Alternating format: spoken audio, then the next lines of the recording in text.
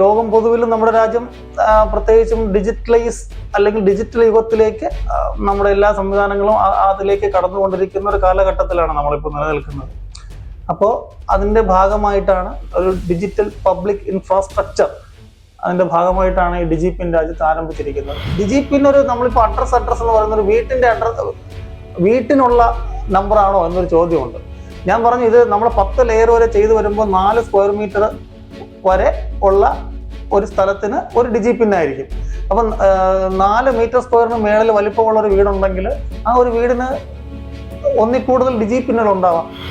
Post ഓഫീസിനെ identify ചെയ്യാൻ വേണ്ടി അതുവരെ മാത്രമേ നമുക്ക് എന്ത് ചെയ്യാൻ പറ്റുള്ളൂ, ഈ പിൻകോഡ് വെച്ച് ഐഡന്റിഫൈ ചെയ്യാൻ പറ്റുള്ളൂ. അതേസമയം ഡിജിപിൻ വരുന്നതോടുകൂടി ആ പർട്ടിക്കുലർ അഡ്രസ്, ആ വീടാണെങ്കിൽ വീട്, സ്ഥാപനമാണെങ്കിൽ സ്ഥാപനം, ആ പർട്ടിക്കുലർ അഡ്രസ്സിനെ വരെ നമുക്ക് ഇതുവഴി ഐഡന്റിഫൈ ചെയ്യാൻ പറ്റും.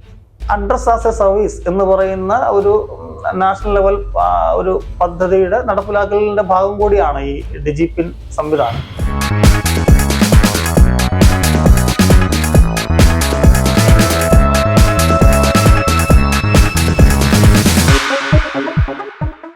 എന്താണ് ഈ ഡിജിപിൻ?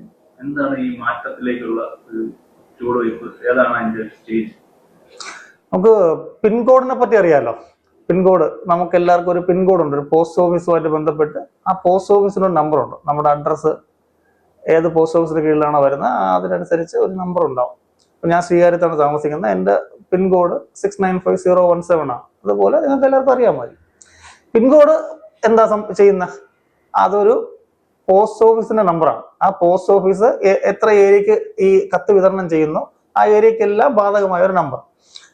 പക്ഷെ ഡിജിപിൻ ചെയ്യുന്നത് നമ്മുടെ ഓരോ വീട്ടിനും ഓരോ അഡ്രസ്സിനും ഓരോ നമ്പർ കൊണ്ടുവരികയാണ്. അതിപ്പോൾ എൻ്റെ അഡ്രസ്സ് ഉണ്ട്, നമ്മുടെ ഒരു അഡ്രസ്സിൽ എന്തൊക്കെ ഉണ്ടാവും? സാധാരണ ഒരു വീട്ടുപേരുണ്ടാവും, അല്ലേ? വീട്ടിൻ്റെ ഒരു നമ്പർ ഉണ്ടാവും, ഒരു സ്ട്രീറ്റ് നെയിം ഉണ്ടാവും, ഒരു ലൊക്കാലിറ്റി ഉണ്ടാവും, പിന്നീട് ഒരു അടുത്തൊരു ലാൻഡ് മാർക്ക് ഉണ്ടാവും, ജില്ല, സംസ്ഥാനം, രാജ്യം, ഇതൊക്കെ ഉണ്ടാവും. അപ്പോൾ ഇതിനെയൊക്കെ ചുരുക്കി നമുക്കൊരു 10 അക്ക ഒരു ആൽഫാ ന്യൂമറിക് സംവിധാനത്തിലേക്ക് ഇതിനെ കൊണ്ടുവരികയാണ് ഈ ഡിജിപിൻ ചെയ്യുന്നത്. അപ്പോൾ പക്ഷെ ഇതൊരിക്കലും ഒരു കാര്യം കൂടെ മനസ്സിലാക്കുക, നമ്മുടെ നിലനിൽക്കുന്ന അഡ്രസ് സംവിധാനത്തിനെ മാറ്റിയിട്ടല്ല ഇത് പുതുതായിട്ട് വരുന്നത്, സബ്സ്റ്റിറ്റ്യൂട്ട് ചെയ്ത് കൊണ്ടുവരുന്നതല്ല.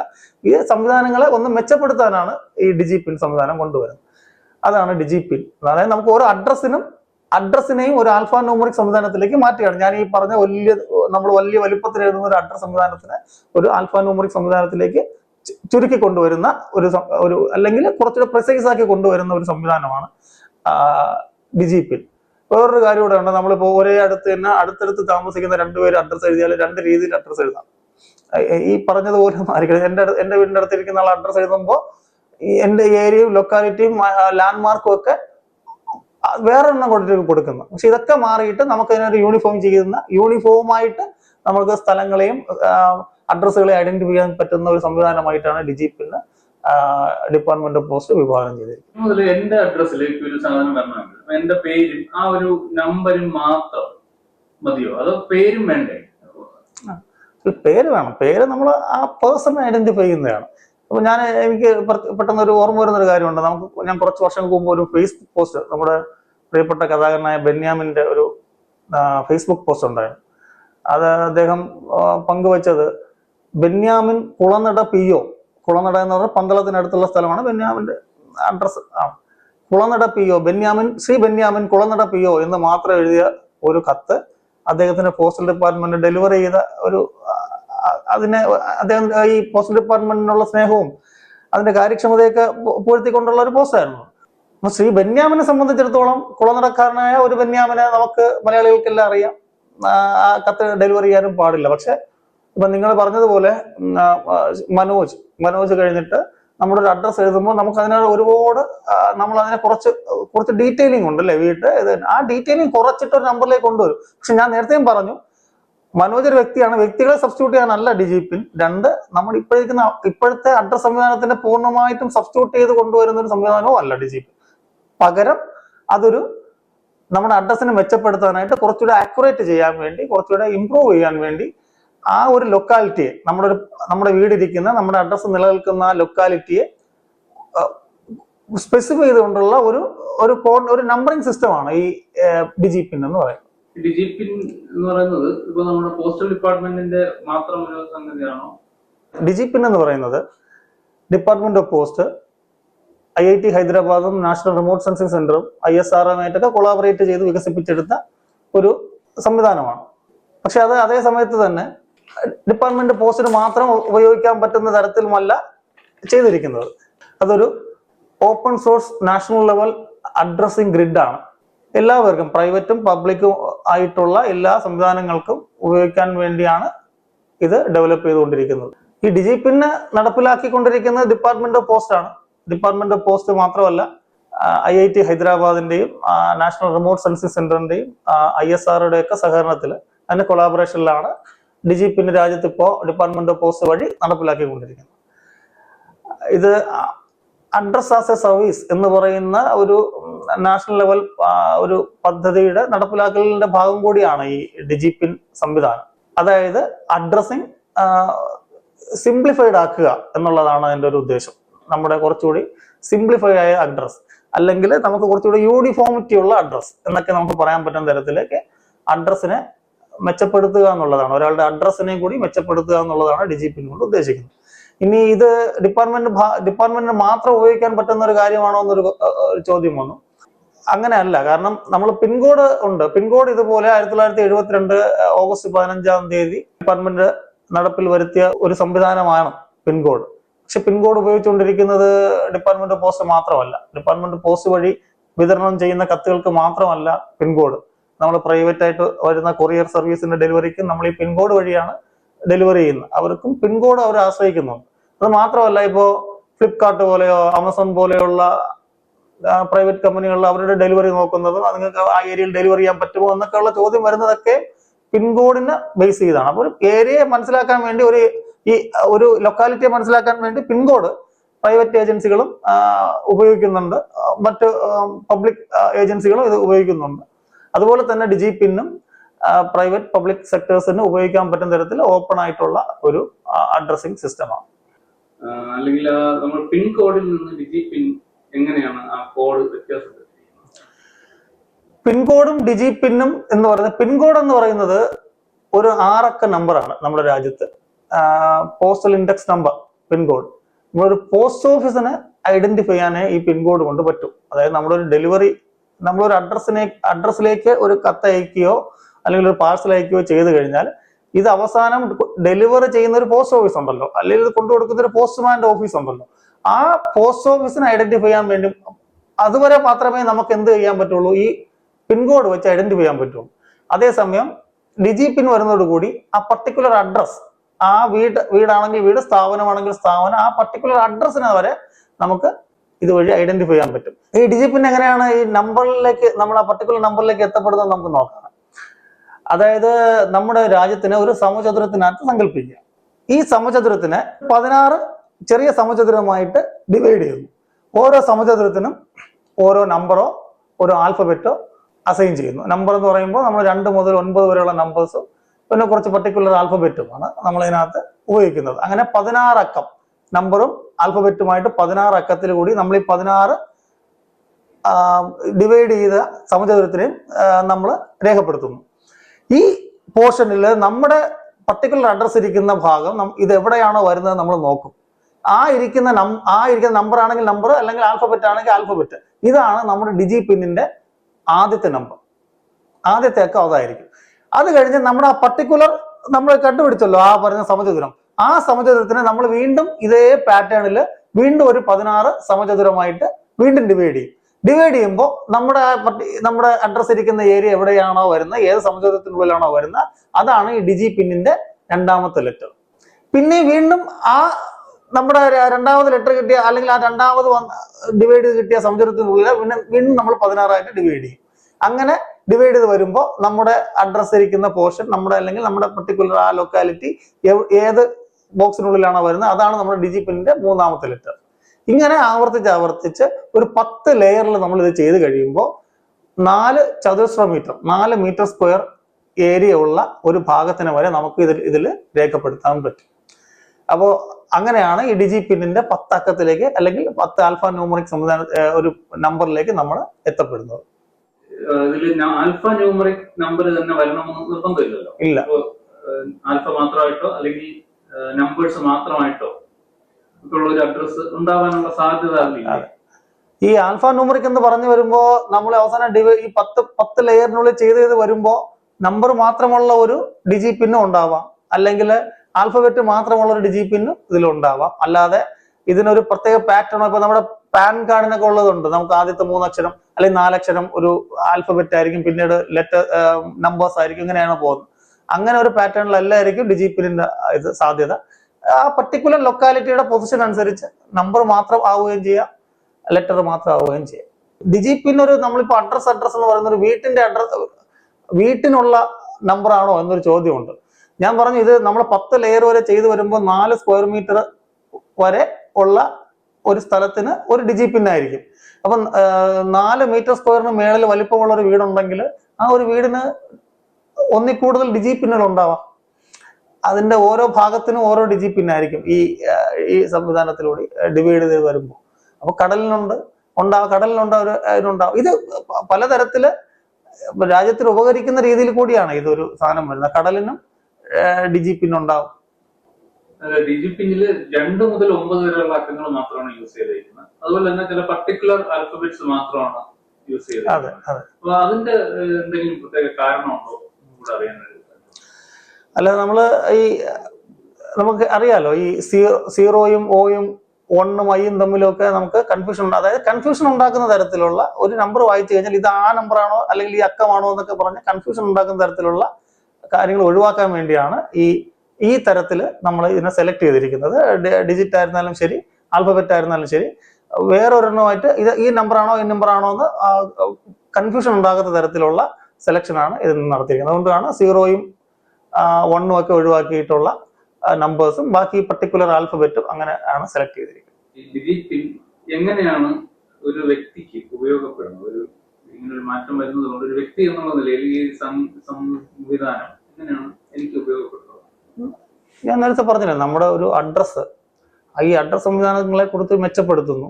ഇത് നമ്മുടെ പേഴ്സണൽ ആയിട്ടുള്ള ഒരു ഉപയോഗത്തിനപ്പുറം നമ്മുടെ നമുക്ക് കിട്ടുന്ന സൗകര്യങ്ങളും ഇതുവഴി മെച്ചപ്പെടുകയാണ് ചെയ്യുന്നത്. ഇപ്പൊ നമ്മൾ നേരത്തെ പറഞ്ഞു, ആമസോൺ പോലെയോ ഫ്ലിപ്കാർട്ട് പോലെയുള്ള അല്ലെങ്കിൽ വേറെ തരത്തിലുള്ള പ്രൈവറ്റ് കമ്പനികളുടെ ഡെലിവറി സംവിധാനങ്ങൾ അത് മെച്ചപ്പെടും. കാരണം കുറച്ചുകൂടി പ്രിസൈസ് ആയിട്ട് നമ്മുടെ അഡ്രസ്സോ നമ്മുടെ ലൊക്കേഷനോ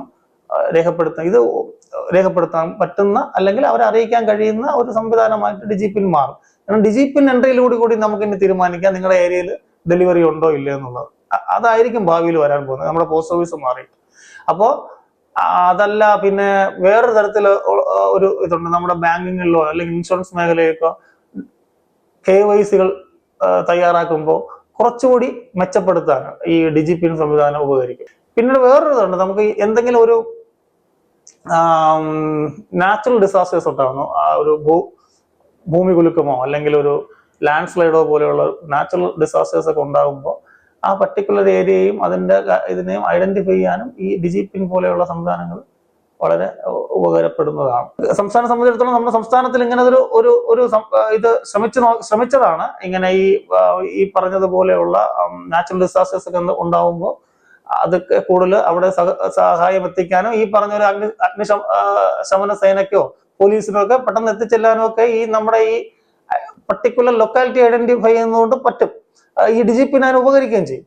അത് ശ്രമിച്ചതാണ്, പക്ഷേ സംസ്ഥാന തലത്തിൽ അത് മുന്നോട്ട് പോയിട്ടില്ല. പക്ഷെ ഇപ്പോൾ ഈ ഡിപ്പാർട്ട്മെന്റ് ഓഫ് പോസ്റ്റ് വഴി ഇത് ഇംപ്ലിമെന്റേഷന്റെ വക്കോളമെത്തി നിൽക്കുകയാണ്. വളരെ ഉടൻ തന്നെ രാജ്യത്ത് ഇത് ഡിജി പിൻ സംവിധാനം നടപ്പിലാക്കപ്പെടും. വേറൊരു ഇതുണ്ട്, നമുക്കിപ്പോ വീട്ടിലേക്ക് ഒരു ആംബുലൻസ്, നമ്മൾ അത്യാവശ്യത്തിന് ഒരു ആംബുലൻസ് സൗകര്യം വിളിക്കുകയാണ്. ഭാവിയിൽ നമ്മുടെ ഡിജി പിൻ 10 ഡിജി പിന്നോടുകൂടി ഡിജി പിൻ പറഞ്ഞു കൊടുത്താൽ മതിയാവും ആംബുലൻസ് സർവീസിന് എക്സൈറ്റ് ആയിട്ട് നമ്മുടെ വീട്ടിൽ വന്ന് നിൽക്കാൻ കഴിയും. ഇത് വേറൊരു മെച്ചപ്പെടൽ കൂടി ഉള്ളതെന്ന് പറഞ്ഞു കഴിഞ്ഞാൽ, നമ്മുടെ ഫോൺ നമ്പർ ഇപ്പോൾ നമ്മൾ ഉപയോഗിക്കുന്നത് നമ്മളൊരു ഐഡന്റിഫിക്കേഷൻ ഇതായിട്ട് നമ്മൾ ഇമെയിൽ ID നമുക്കൊരു ചെറിയ അല്ലെങ്കിൽ ഒരു കുറഞ്ഞ അക്ഷരങ്ങളിലോ കുറഞ്ഞ എഴുത്തിലോ നമുക്ക് സൂചിപ്പിക്കാൻ പറ്റുന്ന തരത്തിൽ പറ്റുന്നുണ്ട്. പക്ഷെ നമ്മുടെ അഡ്രസ്സ് എഴുതി വരുമ്പോൾ നമുക്ക് അത് എപ്പോഴും ഒരു വലിയൊരു എഴുത്താണ്. അതിനെ ചിലയിടങ്ങളിലെങ്കിലും നമുക്കത് മെച്ചപ്പെടുത്തി ഒരു കുറഞ്ഞ ഒരു എഴുത്തിലൊക്കെ അല്ലെങ്കിൽ കുറഞ്ഞ ഒരു എൻട്രിയിലേക്ക് കൊണ്ടുവരിക എന്നുള്ളത് നമ്മുടെ പൊതുവിലുള്ള സംവിധാനങ്ങളെ മെച്ചപ്പെടുത്തൽ തന്നെയാണ്. ഈ നമുക്കിപ്പോ ഓൾറെഡി നമ്മുടെ ലൊക്കേഷൻ ആർക്കെങ്കിലും അറിയിക്കണമെന്നുണ്ടെങ്കിൽ നമ്മുടെ ഫോൺ ഉപയോഗിച്ച് നമ്മുടെ GPS സംവിധാനം ഉപയോഗിച്ച് നമ്മുടെ ലൊക്കേഷൻ അയച്ചു കൊടുത്തൊക്കെ ചെയ്യാവുന്നതാണ്. അപ്പൊ ഈ അത്രയും അക്യുറേറ്റ് ആയിട്ടുള്ള ഒരു സംവിധാനം നിലവിലുള്ളപ്പോൾ ഈ ഡിജിപിൻ എങ്ങനെയാണ് എക്സ്ട്രാ ഒരു ഗുണകരമാവുന്നതെന്ന്? ശരിയാണ്, GPS സംവിധാനം വഴി നമുക്കിത് ഈ നമ്മുടെ ലൊക്കേഷൻ നമ്മൾ അപ്പത്തെ നമ്മുടെ കറണ്ട് ലൊക്കേഷൻ വരെ നമുക്ക് അയച്ചു കൊടുക്കാൻ പറ്റുന്ന സംവിധാനമാണ്.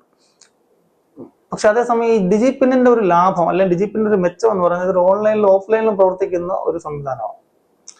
GPS-ന് ഒരു ഓൺലൈൻ സംവിധാനം വേണം, നമ്മൾ അയച്ചു കൊടുക്കുന്ന നമ്മുടെ ലൊക്കേഷൻ റിസീവ് ചെയ്യാൻ അവിടെ ഒരു സംവിധാനം വേണം. ആ റിസീവ് അതിന്റെ ഭാഗമായിട്ടൊക്കെ നമുക്ക് അവിടെ വരാൻ പറ്റും.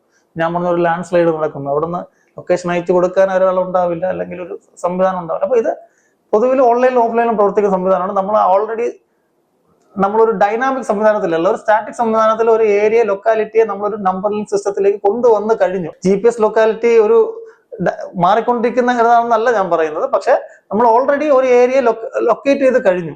അത് നമ്മുടെ ഒരു പോസ്റ്റൽ സംവിധാനത്തിന് ആ ഏരിയയെ തിരിച്ചറിയാൻ പറ്റുകയും ചെയ്യും ഈ ഒരു നമ്പറിംഗ് സിസ്റ്റം വഴി. അപ്പോൾ അത് രേഖപ്പെടുത്തി കഴിയും. അതിനൊരു സ്ഥിരമായിട്ട് നമുക്ക് ആ നമ്പർ അവിടെ അലോക്കേറ്റ് ചെയ്ത് കൊടുക്കാൻ പറ്റുന്ന ഒരു സംവിധാനം. രണ്ട്, നമ്മൾ എത്ര പറഞ്ഞാലും GPS എന്ന് പറയുന്നത് ഒരു പുറത്ത് നിർമ്മിക്കപ്പെട്ട നമ്മുടെ രാജ്യത്തിന് പുറത്ത് മീൻസ് അവിടെ നിന്ന് ഡെവലപ്പ് ചെയ്ത് വന്ന ഒരു സംവിധാനമാണ്. ഡിജിപിൻ എന്ന് പറയുന്നത് നമ്മുടെ രാജ്യത്തിന്റെ തദ്ദേശീയമായിട്ട് അതിനെ ഒരു, എന്നാൽ GPS-നെ സബ്സ്റ്റിറ്റ്യൂട്ട് അല്ല ഞാൻ പറയുന്നത്, പക്ഷെ നമ്മുടെ രാജ്യത്തിനെ വികസിപ്പിച്ചെടുത്ത് നമ്മുടെ അതിന്റെ ഒരു മെച്ചവും കൂടി ഉണ്ടാവും. നമുക്ക് അതിന്റെ GPS-നെ പൂർണ്ണമായിട്ട് എപ്പോഴും ആശ്രയിക്കാൻ പറ്റാത്ത ഒരു കാലത്തും ഡിജിപിൻ നമുക്ക് ഉപകരിച്ചേക്കാം. അതൊരു ഭാവിയിലേക്കുള്ള ഒരു അങ്ങനെയുള്ള ഒരു സാധ്യതയും കൂടി കാണേണ്ടിയിരിക്കും. അങ്ങനെയാണെങ്കിൽ ഈ ഡിജിപിൻ നമ്മുടെ സ്വകാര്യതയെ ഏതെങ്കിലും രീതിയിൽ ബാധിക്കാൻ സാധ്യതയുണ്ടോ? ഒരു വ്യക്തിഗതമായിട്ടോ അല്ലെങ്കിൽ നമ്മുടെ ഒരു ചെറിയൊരു ഏരിയ ആണല്ലോ അത് പ്രതിദാനം ചെയ്യുന്നത്. ഡിജിപിൻ ഞാൻ വീണ്ടും പറയുന്നത്, ഡിജിപിന് ഇപ്പൊ GPS പ്രവർത്തിക്കുന്നത് ആ സമയത്ത് നമ്മുടെ ഈ പറഞ്ഞ പോലത്തെ ഇതുണ്ട്, നമ്മുടെ സാറ്റലൈറ്റുമായിട്ടുള്ള ആ സമയത്ത് കറണ്ട് ആ പർട്ടിക്കുലർ സമയത്തുള്ള വിനിമയമായിട്ട് ബന്ധപ്പെട്ടൊക്കെയാണ് അത് രേഖപ്പെടുത്തി നിൽക്കുന്നത്. നമ്മൾ നിൽക്കുന്ന പൊസിഷൻ അല്ലെങ്കിൽ നമ്മുടെ ഡിവൈസ് ഇരിക്കുന്ന പൊസിഷനെ അപ്പോഴും നമ്മുടെ സാറ്റലൈറ്റുമായിട്ടുള്ള കമ്മ്യൂണിക്കേഷൻ വഴി അതിന്റെ പൊസിഷൻ അറിയുകയാണ് ചെയ്യുന്നത്. ഡിജിപിൻ അതേ അല്ല. ഡിജിപിൻ സാറ്റലൈറ്റ് ഉപയോഗിച്ച് തന്നെയാണ് മാർക്കിംഗ് നടക്കുന്നത്. ആദ്യത്തെ പ്രാവശ്യം അസൈൻ ചെയ്യപ്പെട്ട് കഴിഞ്ഞാൽ നിങ്ങളുടെ ഒരു ലൊക്കാലിറ്റിയുടെ നമ്പർ അസൈൻ ചെയ്യപ്പെടുകയാണ്. അതല്ലാതെ ഒരു നാവിഗേഷന് വേണ്ടി ഡിജിപിൻ ഉപയോഗിക്കാൻ പറ്റുമെന്ന് നമുക്ക് പറയാം. നാവിഗേറ്റിംഗ് ടൂൾ അല്ല ഈ ഡിജിപിൻ എന്ന് പറയുന്നത്, മറിച്ച് അതൊരു അഡ്രസ്സിംഗ് സിസ്റ്റമാണ്. ഒരു ഞാൻ നേരത്തെ പറഞ്ഞ പോലെ ഒരു 4 മീറ്റർ സ്ക്വയർ ഏരിയയെ നമുക്ക് ഒരു നമ്പറിംഗ് സിസ്റ്റത്തിലേക്ക് കൊണ്ടുവരുന്നു. അത് മാത്രമേ ഡിജിപിൻ ചെയ്യുന്നുള്ളൂ. പിന്നെ GPS സംവിധാനത്തിന്റെ മുകളിൽ വേറൊരു മെച്ചം ആലോചിക്കുമ്പോൾ നമ്മുടെ ഫോൺ നമ്പർ ഓർമ്മിച്ച് വെക്കുന്നത് പോലെ അല്ലെങ്കിൽ രേഖപ്പെടുത്തി വെക്കുന്നത് പോലെ നമ്മുടെ ഡിജിപിൻ നമുക്ക് ഓർമ്മിച്ച് വെക്കാം, അല്ലെങ്കിൽ നമുക്ക് രേഖപ്പെടുത്തി വെക്കാൻ പറ്റും. ഡിജിപിൻ മാറുന്നുമില്ല. പക്ഷെ ഈ കോർഡിനേറ്റ്സ് നമ്മൾ നിൽക്കുന്ന ഇടം, കോർഡിനേറ്റ്സിന്റെ കാര്യം എന്ന് പറയുന്നത്, ഒന്ന് നമുക്കത് ആ ഒരു സിസ്റ്റം അത് മനസ്സിലാക്കാൻ സാധാരണക്കാരെ സംബന്ധിച്ചോളം മനസ്സിലാക്കാൻ പാടാണ്. ആ കോർഡിനേറ്റ്സ് ഓർമ്മ വെച്ച് പറയാൻ പാടുള്ളതായിരിക്കും. അപ്പൊ അതിനേക്കാളും എളുപ്പത്തിന് നമുക്ക് നമ്മുടെ ആ പർട്ടിക്കുലർ നമ്മുടെ അഡ്രസ്സിനെ ഓർമ്മിച്ച് വെക്കാനും നമുക്ക് ഈ ഡിജിപിന്നിന്റെ സംവിധാനം ഉപയോഗിക്കാൻ പറ്റും. അപ്പോൾ നമ്മൾ എന്നായിരിക്കും പൂർണ്ണമായിട്ടും ഡിജിപിൻ സംവിധാനത്തിലേക്ക് മാറുക? ഡിജിപിൻ ഈ വർഷം മെയ് 27-ാം തീയതി പ്രഖ്യാപിക്കപ്പെട്ടിട്ടേ ഉള്ളൂ. അതിന്റെ ബീറ്റ വെർഷനാണ് ഇപ്പോൾ റൺ ചെയ്തുകൊണ്ടിരിക്കുന്നത്. അതിന്റെ പ്രോസസ്സ് നടന്നുകൊണ്ടിരിക്കുകയാണ്. ഇത് എന്ന് പൊതുജനങ്ങൾക്ക് ഉപയോഗിക്കുന്ന തരത്തിലോ ലോഞ്ച് ചെയ്യപ്പെടുമെന്നുള്ളതിനകത്ത് ഒരു തീരുമാനം ഇതുവരെ ആയിട്ടില്ല. ഡിജിപിൻ വരുമ്പോഴത്തേക്ക് നമ്മളിപ്പോൾ നിലവിൽ ഉപയോഗിച്ചുകൊണ്ടിരിക്കുന്ന പിൻ നമ്പർ പൂർണ്ണമായിട്ടും മാഞ്ഞു പോകാനുള്ള സാധ്യത ഉണ്ടോ? ഞാൻ നേരത്തെ അതിനെ സംബന്ധിച്ച് പറഞ്ഞു. ഡിജിപിൻ നമ്മുടെ നിലനിൽക്കുന്ന അഡ്രസ്സിങ്ങിനെ ഒഴിവാക്കിക്കൊണ്ട് സബ്സ്റ്റിറ്റ്യൂട്ട് ചെയ്തിട്ട് വരികയല്ല, നമ്മുടെ അഡ്രസ്സിനെ ഇംപ്രൂവൈസ് ചെയ്യുകയാണ് ചെയ്യുന്നത്. കുറച്ചുകൂടി ഇംപ്രൂവൈസ് ചെയ്യാൻ വേണ്ടിയാണ് ഡിജിപിൻ ഉപയോഗിക്കുന്നത്. അതായത് പിൻകോഡ് ഇല്ലാതാവുന്നില്ല. നമ്മുടെ പോസ്റ്റ് ഓഫീസിൽ നമ്മൾ അപ്പോഴും, അല്ലെങ്കിൽ നിങ്ങളുടെ പോസ്റ്റ് ഓഫീസിന് അല്ലെ പോസ്റ്റൽ ഇൻഡെക്സ് നമ്പർ നിലനിൽക്കും. ഡിജിപിൻ നിങ്ങൾക്ക് അഡ്രസ്സിൽ കുറച്ച് ഇംപ്രൂവൈസ് ചെയ്ത് നിങ്ങളുടെ കുറച്ചുകൂടി ആക്യുറേറ്റ് ആയിട്ട് കുറച്ചുകൂടി ഐഡന്റിഫൈ ചെയ്യാൻ തരത്തിലേക്ക് ഇംപ്രൂവൈസ് ചെയ്യാനാണ് ഡിജിപിൻ ചെയ്യുന്നത്. ലോകം പൊതുവിലും നമ്മുടെ രാജ്യം പ്രത്യേകിച്ചും ഡിജിറ്റൽ യുഗത്തിലേക്ക് നമ്മുടെ എല്ലാ സംവിധാനങ്ങളും അതിലേക്ക് കടന്നുകൊണ്ടിരിക്കുന്ന ഒരു കാലഘട്ടത്തിലാണ് നമ്മളിപ്പോൾ നിലനിൽക്കുന്നത്. അപ്പോൾ അതിന്റെ ഭാഗമായിട്ടാണ് ഈ ഡിജിപിന്നും നമുക്ക് നമ്മുടെ രാജ്യത്ത് വിഭാവനം ചെയ്തിട്ടുണ്ട്. ഒരു ഡിജിറ്റൽ പബ്ലിക് ഇൻഫ്രാസ്ട്രക്ചർ അതിന്റെ ഭാഗമായിട്ടാണ് ഈ ഡിജിപിൻ രാജ്യത്ത് ആരംഭിച്ചിരിക്കുന്നത്. ഇത് ഞാൻ ഈ പറഞ്ഞതുപോലെ ഡിജിപിൻ വന്നു കഴിഞ്ഞ് അത് രാജ്യത്ത് ഇംപ്ലിമെന്റ് ചെയ്തതിന് ശേഷം ആണ് നമുക്ക് ഇതിന്റെ പൊതുവിൽ പൂർണ്ണമായിട്ടുള്ളൊരു ഇത് മനസ്സിലാവും. ഇതിന്റെ ലാഭം, ഇതിന്റെ എവിടെയൊക്കെ ആപ്ലിക്കബിൾ ആകുന്നു, എന്തൊക്കെ നമുക്ക് മെച്ചം ഉണ്ടാകും എന്നുള്ളത് പൊതുജനത്തിന് പൂർണ്ണമായി മനസ്സിലാവും. അന്ന് ഈ ഡിജിപിന്നുമായിട്ട് ബന്ധപ്പെട്ട് എന്ത് സംശയമുണ്ടെങ്കിലോ അല്ലെങ്കിൽ അതിനെപ്പറ്റിയുള്ള കൂടുതൽ വിവരണങ്ങൾക്ക് നമുക്ക് വീണ്ടും കാണാം. നന്ദിയോടെ, വിജിത്ത്.